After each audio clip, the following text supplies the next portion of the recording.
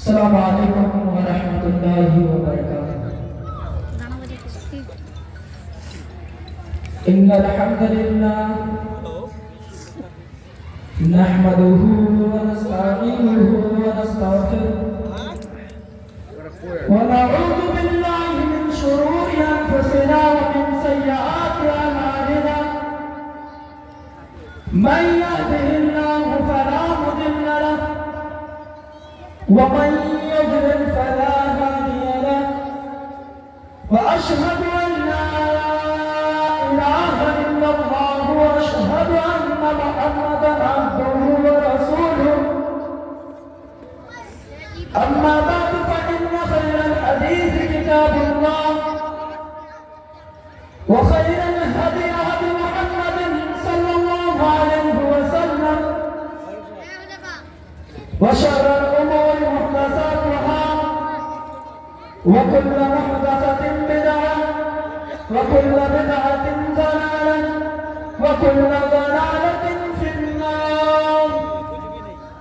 أعوذ بالله من الشيطان الرجيم بسم الله الرحمن الرحيم من قتل نفسا بغير نفس أو فساد في الأرض فكأنما قتل الناس جميعا ومن أحياها فكأنما أحيا الناس جميعا وقال النبي صلى الله عليه وسلم المسلم من سلم المسلمون من لسانه ويده رب اشرح لي صدري ويسر لي أمري واحلل عقدة من لساني يفقهوا قولي ربي يسر ولا تعسر وتمم بالخير ربي زدني علما ربي زدني علما ربي زدني علما معزز ومعقر علماء کرام اساتذہ کرام بزرگوں نوجوان اور گاؤں کے چھوٹے بڑے تمام سامعین کرام میں سب سے پہلے اللہ رب العالمین کی حمد و ثنا بیان کر دینا چاہتا ہوں کہ اس اللہ رب العالمین نے آج دارالعلوم ابو عبیدہ بن جراح کے احاطے میں اتنی خوبصورت مجلس سجانے اور کچھ دینی باتیں سننے سنانے کا موقع عنایت کیا۔ بعد میں درود و سلام نازل کرتا ہوں تمام انبیاء کرام پر، خصوصاً ہمارے آخری کڑی تاجدار مدینہ احمد مجتبی جناب محمد رسول اللہ صلی اللہ علیہ وسلم پر اللہم صلی علیہ اللہم بارک علیہ۔ محترم حضرات، آج کے اس اجلاس میں جس عنوان پر روشنی ڈالنا چاہتا ہوں وہ ہے اسلام میں قیام امن کی تعلیمات۔ محترم حضرات، آپ اس بات کو بخوبی جانتے ہیں کہ اس دنیا میں جینے کے لیے، اس دنیا کے اندر زندگی گزارنے کے لیے ہر شخص کو امن کی ضرورت ہوتی ہے۔ ہر شخص یہ چاہتا ہے کہ اس کی زندگی خوشگوار گزرے، ہر شخص یہ چاہتا ہے کہ اس کی زندگی خوشحالی گزرے، کوئی شخص یہ چاہتا نہیں کہ اس کی زندگی پریشانی کے حالت میں گزرے۔ محترم حضرات، اسی لیے انسانی فطری طلب و ضرورت کا لحاظ رکھتے ہوئے مذہب اسلام نے ساری دنیا کو ایسے نظام حیات عطا کرتا ہے جس کے اصول و ضوابط، جس کے قانون تمام مذاہبوں میں سے افضل اور اس کے تمام قانونوں سے تمام مذہب خاموش ہے۔ دنیا کے تمام لوگ اطمینان محترم حضرات، اور جس اللہ رب العالمین نے اپنے بندوں کے لیے اسلام کو بطور دین قبول و تسلیم کیا ہے، وہ ذات خود ہی السلام ہے۔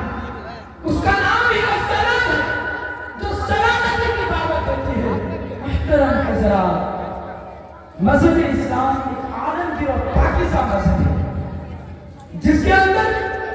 نہ تو دہشت گردی کی تعریف دی جاتی ہے اور نہ ہی کسی کو ناحق قتل کرنے کا حق دیا جاتا ہے اور نہ ہی اپنے بیٹیوں کو زندہ دفن کرنے کی اجازت دیتی ہے اور نہ ہی کسی سے بنا وجہ لڑنے جھگڑنے کا اجازت دیتا ہے۔ قرآن اس کا نقشہ یوں کھینچتا ہے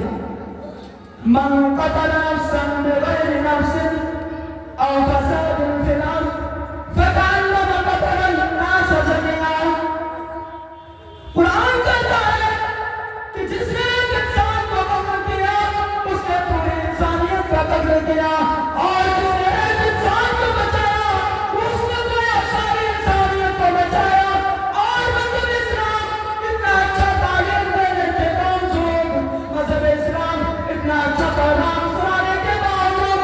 آج مذہب اسلام کو دہشت گرد کہلاتا ہے۔ مذہب اسلام کے اندر جینے والے، مذہب اسلام کے اندر بسنے والے اور مبادئ اسلام کی عادت کرنے والے طلباء کو دہشت گرد شمار کر دیا جاتا ہے۔ کتنا افسوسناک بات ہے، مذہب اسلام کو دہشت گرد شمار کر دیا، حالانکہ اس اسلام کے اندر ذرہ برابر بھی کسی کو ناحق قتل کرنے کا حکم نہیں دیا جا رہا ہے۔ یہ مذہب اسلام ایسا ہے، یہ جب نہیں تھا مذہب اسلام کا آنے سے پہلے لوگ ایک دوسرے کے خون کے پیاسے تھے، لوگ آپس میں دشمنی چھائے ہوئے تھے، لوگ اپنے بیٹیوں کو گلا گھونٹ کر زندہ دفن کر دیتے تھے، لوگ ماں باپوں کی عزت کو تار تار کر دیتے تھے، شراب کے اڈے میں شراب نوشیں اور طرح طرح کی بیماریاں پھیلی ہوئی تھیں۔ لیکن جب مذہب اسلام آیا تو لوگ ایک دوسرے کے بھائی بھائی بن گئے، آپس کے اختلاف، آپس کے دشمنی اور آپس کے دشمنی مٹا کر لوگ ایک دوسرے کے بھائی بھائی بن گئے۔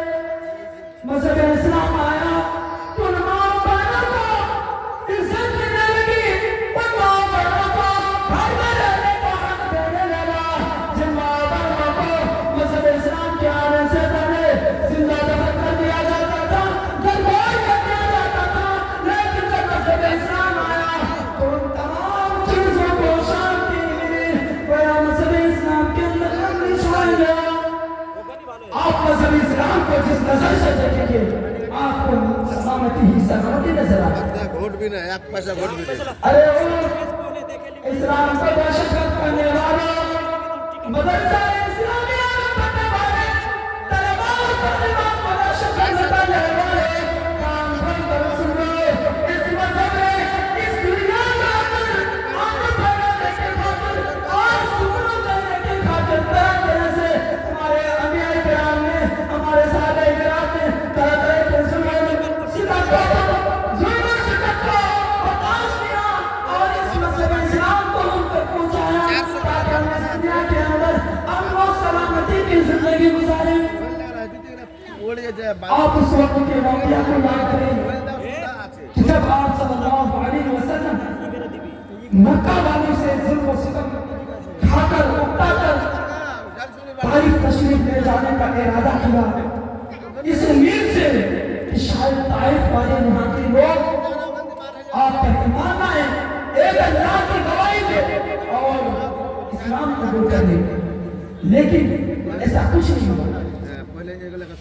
طائف والوں نے رسول صلی اللہ علیہ وسلم کو مکہ والوں سے بڑھ کر ظلم دیا۔ جب آپ صلی اللہ علیہ وسلم طائف تشریف لے گئے اور وہاں کے لوگوں کو کہا کہ اے لوگوں تم ایک اللہ کی عبادت کرو اور ہم کو اللہ کے رسول مانو، اللہ کے مان اور اللہ کے نبی مانو۔ سارے طائف والوں نے آپ صلی اللہ علیہ وسلم کے پیچھے بچوں کو لگا دیا، آپ صلی اللہ علیہ وسلم کے پیچھے بچوں کو لگا دیا اور ان بچوں نے اس طرح سے آپ صلی اللہ علیہ وسلم پر پتھر برسائے کہ آپ نوجوان ہو کر نہیں تک بے ہوش ہو پڑے۔ اسی وقت ایک فرشتے نے آ کر کے کہا اللہ کے رسول اگر آپ کی اجازت ہو تو ان طائف والوں کو پہاڑ کے بیچ رکھ کر کے پیس دیا جائے، لیکن آپ صلی اللہ علیہ وسلم نے اس کو گوارا نہ کیا، اس کو پسند نہیں کیا کہ ان کو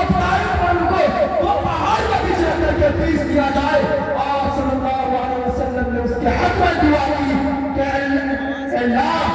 یہ نہ ایمان لائے، یہ نہ سدھرے، لیکن اس کے آنے والے نسل ضرور ایمان لائیں گے اور ضرور ایمان کے اندر اسلام کے اندر داخل ہو جائیں گے۔ اور ایسا ہی ہوا، آج پورے کے پورے طائف والے اسلام مسلمان ہو گئے۔ آپ صلی اللہ علیہ وسلم اور آپ صلی اللہ علیہ وسلم کے ساتھی اس مذہب اسلام کو اس دنیا کے اندر قائم کرنے کے لیے اور پھیلانے کے لیے ہمیں امن و شانتی کے ساتھ اس دنیا کے اندر جینے کے لیے طرح طرح کے مذاہب کو برداشت کیے اور طرح طرح کی چیزوں کو اور طرح لوگوں کی طرح طرح کے گالیاں سنیں اور اس مذہب اسلام کو پھیلانے کے خاطر صرف مردوں ہی نہیں بلکہ اور طرح طرح سے قربانیاں پیش کی۔ آپ حضرت سمیہ رضی اللہ تعالی عنہ کی اس واقعہ کو یاد کریں کہ جب انہوں نے ایمان لایا تو ان کے بھائی نے، ان کے رشتہ داروں نے اتنے بری طرح سے اسے ظلم دیا، اتنی بری طرح سے ستایا کہ ان کے دونوں ٹانگ میں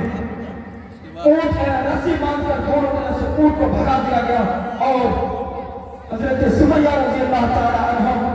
بیچ سے چیر دیا گیا۔ لیکن حضرت سمیہ رضی اللہ تعالی عنہ نے اس دنیا میں اس دعوے پانی کے اندر امن کو قائم کرنے کے لیے، اسلام کو پھیلانے کے لیے اور اس کو گوارا نہیں کیا کہ دوسرے دین پر پھر جائے، بلکہ ایک اللہ کی عبادت کے لیے، ایک اللہ کی توحید کا گواہی دیتے ہوئے، اللہ کے نبی کو اللہ کے رسول مانتے ہوئے اپنی جان کو قربان کر دیا محبوب اب کیا سمجھا ہے۔ لہذا ہمیں ضرورت اس بات کی ہے کہ ہم زیادہ سے زیادہ مذہب اسلام کے ان تاریخ کی باتوں کو پڑھیں، مطالعہ کریں اور اپنی زندگی میں خوشحالی پیدا کریں اور اپنی زندگی میں امن و شانتی پیدا کریں۔ یہی سے میں اپنی باتوں کو ختم کرتا ہوں۔ آخری میں اللہ تعالیٰ سے دعا ہے کہ اللہ تعالیٰ ہم تمام مسلمانوں کو جب تک اس دنیا میں رکھ، ایمان اسلام کے حالت میں رکھ اور جب ہمارا خاتمہ بالخیر ہو۔ آمین۔ وآخر دعوانا ان الحمد للہ رب العالمین۔ السلام۔